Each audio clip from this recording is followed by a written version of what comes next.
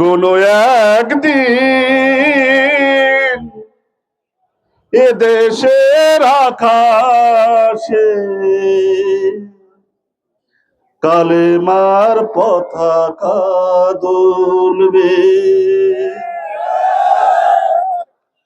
সেদিন সবাই খোদায় বিদায় পেয়ে দুঃখ বেদনা ভুলবে। কোনো একদিন এ দেশের আকাশে কালেমার পতাকা দুলবে। সেদিন সবাই খোদায় বিদায় পেয়ে দুঃখ বেদনা ভুলবে। সেদিন আর হবে না হাহাকার, অন্যায় জুলুম বিচার। সেদিন আর হবে না হাহাকার, অন্যায় জুলুম বিচার। থাকবে না অনাচার দুর্নীতি কদাচার, থাকবে না অনাচার দুর্নীতি কদাচার। সকলে শান্তিতে থাকবে। সেদিন সবাই খোদায় বিদায় পেয়ে দুঃখ বেদনা ভুলবে। নমস্কার।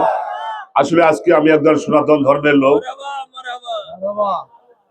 আমাকে এই মঞ্চে কথা বলার জন্য আমি যে আজকে অমুসলিম শাখায় আপনাদের মাঝে আমরা কথা বলতেছি, আমি মনে করব আপনাদের এটা একটা বিশাল চাওয়া এবং পাওয়া।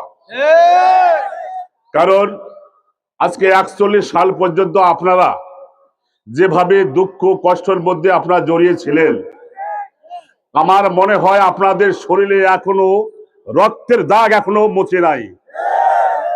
তারপরেও আপনাদের কেন আপনারা লজ্জাবোধ করতেছেন, কেন আপনারা পদ্মার আড়ায় লুকিয়ে আছেন, আমি এটা ভাবতে আমাকে আসলে বলতে পারবো না, ভাষা নেই আমার। আমরা যদি হাতিবান্ধা পাটগ্রাম প্রতিটা এলাকায় আমাদের সনাতন ধর্মের বাড়িতে গিয়ে আমাদের ভোটার প্রচারণা করতে পারি, আমার মনে হয় আমাদের থেকে আপনারা অনেক বেশি অ্যাডভান্স হওয়া উচিত। যাই হোক, সামনে 12 তারিখে আমাদের যে সুফল বিজয়ের মঞ্চ তৈরি হচ্ছে, সেই মঞ্চে দাঁড়িয়ে আপনারা কারা কারা কথা বলবেন একটু হাত তুলে দেখান তো, কারা কারা কথা বলবেন। বাহ, ধন্যবাদ।